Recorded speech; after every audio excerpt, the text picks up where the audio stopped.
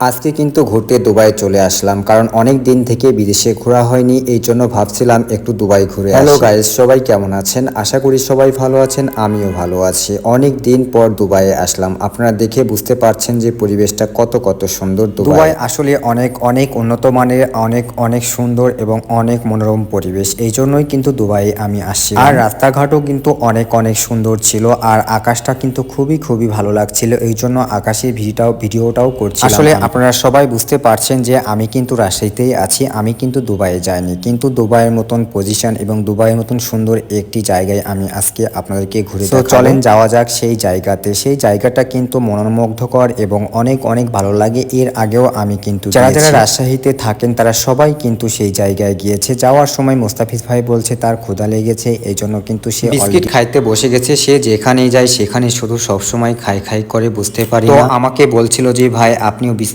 খাবেন কিনা। আমি বলছিলাম না ভাই আমি খাবো না, আমি ঘুরতে আসছি, একটু ঘুরে দেখবো সকল জায়গা। আমরা আসার টাইমেই দেখলাম যে আকাশে অনেক অনেক মেঘ করেছে। আমরা আসার একটু পরে বৃষ্টি শুরু হয়ে গেল, এই জন্য আমরা ওয়েট করছিলাম। দেখেন মেঘলা আকাশ দেখতে কত সুন্দর লাগছে, আর এত এত পরিমাণে বাতাস হচ্ছিল যে রাস্তায় ধুলোবালির অভাব ছিল না। আমরা অলরেডি কিন্তু সেই কাঙ্ক্ষিত জায়গায় পৌঁছে গেছি, যেটি দুবাইয়ের মতো সুন্দর। আসলে দুবাই যেরকম সাধারণত আমরা দেখে থাকি সেরকমই জায়গা আমরা অলরেডি কিন্তু দেখতে পাচ্ছি। এইখানে যেতে কিন্তু আমাদের আগে প্রথমেই কিন্তু নামটি লিখে দিতে হবে। এটি আর কোনো জায়গা নয়, এটি হচ্ছে রাজশাহীর হাইটেক পার্ক। হাইটেক পার্ক কিন্তু অনেক অনেক সুন্দর এবং অনেক অনেক মনোরম পরিবেশ। আরও অনেক স্পেস আছে, সেগুলো আপনাদের একটু পরেই না হয় আমি দেখাই। আকাশটা মেঘলা হওয়ার কারণে কিন্তু আমরা গরম থেকে বেঁচে গেছি। যারা রাজশাহীতে থাকেন তারা কিন্তু হাইটেক পার্ক ঘুরে যেতে পারেন। হাইটেক পার্ক কিন্তু অনেক অনেক সুন্দর এবং অনেক মনোরম পরিবেশ। অলরেডি কিন্তু আমরা 4তলায় উঠে গেছি। 4তলা থেকে ভিডিও করতে আরও বেশি ভালো লাগবে, এই জন্য কিন্তু আমি 4তলায় উঠে গিয়েছি। সবচাইতে মজার বিষয় হচ্ছে যে এখান থেকে পুরো পদ্মা নদীর ভিউটা নেওয়া যায়। পদ্মা নদী দেখতে এখান থেকে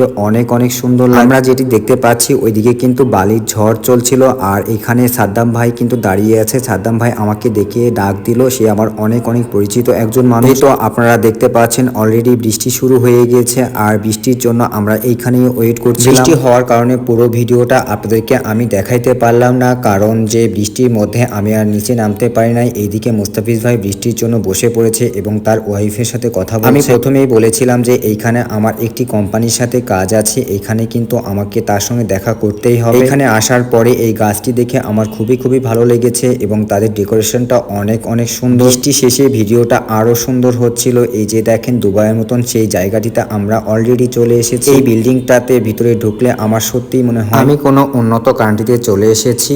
আর এইখানে আসলে আমার সবচাইতে ভালো লাগে পদ্মার পাড়। পদ্মার পাড়ে কিন্তু আমি যাবই যাব। রাজশাহী পদ্মার পাড়ের পাশে এরকম একটা পজিশন আসলে আসলে মনোমুগ্ধকর, এবং এইখানে আসলে কিন্তু পদ্মা সহ সবকিছুই দেখা যায়। সবচাইতে ভালো লাগে এইখানকার পরিবেশ, সবসময় পরিষ্কার পরিচ্ছন্ন থাকে। আমি এই দ্বিতীয় বিল্ডিং এরও কিন্তু 6তলায় উঠেছি। 6তলায় উঠে কিন্তু এই ভিডিওটা করছিলাম। কেমন হয়েছে একটু জানাবেন। আসলে দুবাই এটা নয়, তারপরেও বাংলাদেশের মধ্যে এত সুন্দর লোকেশন, এত সুন্দর পরিবেশ। যারা এইখানে আসবেন তারা কিন্তু বারবার আসার চেষ্টা করবেন, কারণ এত এত সুন্দর একটি জায়গাতে মানুষ 2বার 3বার নয় 1000বার আসলেও আসতে মন চাইবে। এলাকাটা ফাঁকা, দুবাইয়ে যেরকম রাস্তাঘাট ফাঁকা থাকে সেম টু সেম। এদিকে মুস্তাফিজ ভাই ফাঁকা জায়গা পেয়ে কিন্তু প্রচুর পরিমাণে দৌড়াদৌড়ি করছিল। আমরা কিন্তু অলরেডি বের হওয়ার জন্য রাস্তা খুঁজছিলাম। তো এখানকার অনেকগুলাই রাস্তা আছে, তো আমরা পিছনের রাস্তা দিয়ে বের হচ্ছি। সবাই ভালো থাকবেন, সুস্থ থাকবেন। আসসালামু আলাইকুম। আজকে এ পর্যন্তই।